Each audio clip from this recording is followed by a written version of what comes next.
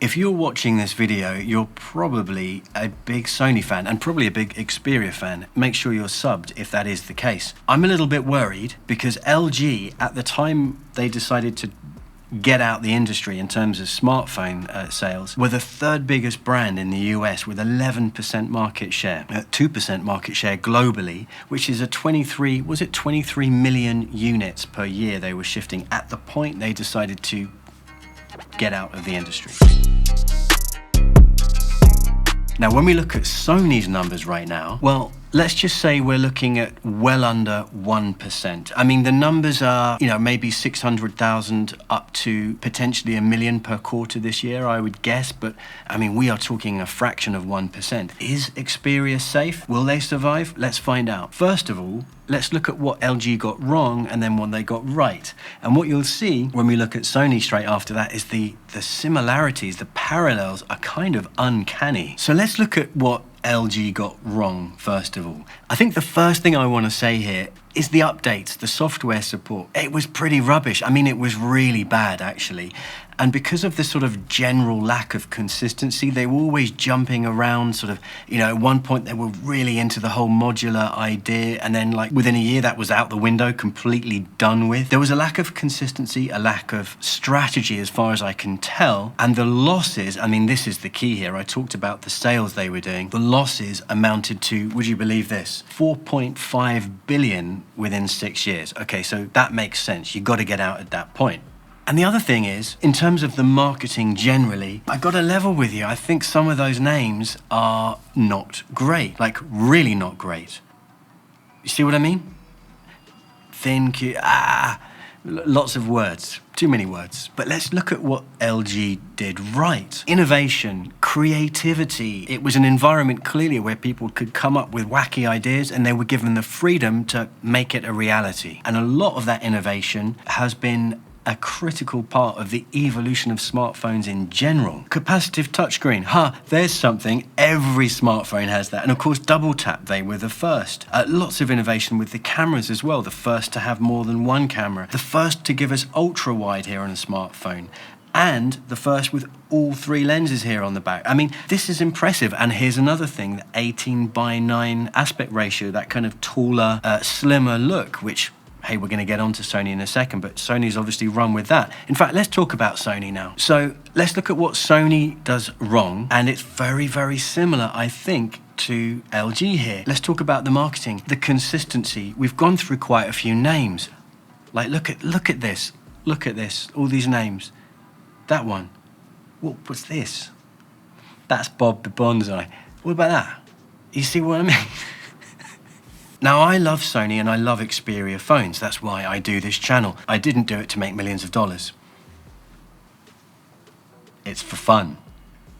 The names have been a little bit, all I'm saying is a little bit ski-whiff, but potentially. Now, 1 Mark III, 5 Mark III, 10 Mark III, okay.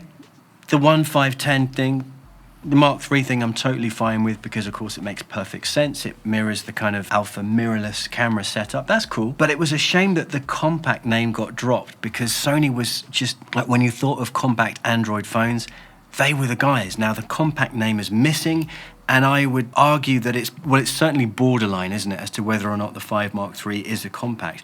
Maybe if it was just a bit smaller, it could be a compact. And then you get the brand name in there, and it's like, okay, all the previous compact owners going back in time, when they come up to renew their devices, makes perfect sense.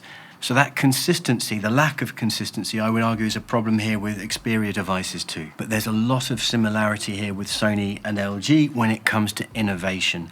I would argue there's even more innovation here from Sony, and it's partly because, of course there is. With Bravia and PlayStation, Alpha, I mean, it's inevitable. This is a company that's passionate about what they do, and sometimes I feel that with LG, okay, they sell a lot of fridges, good fridges, and Samsung, it's kind of like, I don't sense as much passion from those brands as I do from Sony. Now, Samsung were very, very good at importing dried fish. I mean, right up there with the big names in importing dried fish. But sometimes I don't get that same level. I don't feel like there's the same amount of passion flying around at Samsung, who again make superb, fridges and cookers and things. And I don't think they import dried fish anymore. But I don't get that same level of passion that I do from Sony. And I love the way that Sony communicates that. Even in the launch event and all the promotional videos that Sony put together, they're good and they do communicate that passion.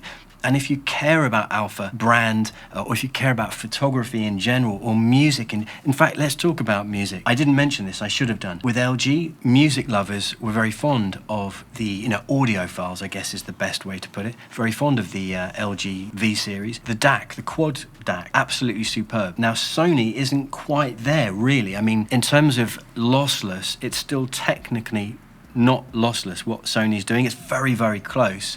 And I would argue there's more convenience there in terms of noise cancelling and the whole Sony ecosystem thing. It's very, very cool. And of course, there's the headphone jack. Let's never forget that. So as you can see, LG and Sony, with the Xperia brand here, seem to have made a lot of the same mistakes, but they get a lot of the kind of cool stuff right. But the reason, and now I'm going to answer the question, is Sony Xperia next to die and to leave the market? I don't think so. And here's why. It comes down to those losses over at LG, which were catastrophic. Well, the Xperia division is not losing money. It's making money. It's a modest amount of money, but they are playing things cautiously and conservatively, and bit by bit, they're growing it, scaling it up, in a very, very sensible way. Now, my guess is the closer they get to the Alpha camera division, and of course the boss there is now running Xperia, it's an easier thing to make sense of. Sony doesn't want to lose its foot in the marketplace here, its foothold, I should say, or foot, I don't know. Either way, it wants to remain present here. And my gut feeling is that when it is crystal clear that this is sustainable and scalable, Xperia phones will go global again. All those countries where you cannot currently buy Xperia phones, you have to import them, I reckon you're going to get them. And I think we're going to see massive improvements around the world in terms of carrier support, because Sony has shown its ability to make a profit, to make this sustainable, and to give us more. So do you agree with me about that analysis there with LG, the similarities between Sony and LG there, in terms of the good and the bad? And do you agree with me also that Sony's going to stick around here? It makes sense for them to do so, and it's looking good. Either way, if you agree or not, let me know in the comments section below. I'm Tom, this is Bob, the bonsai, and we will see you next time. He's still alive. I mean, it's looking all right. Well, I'll be here anyway.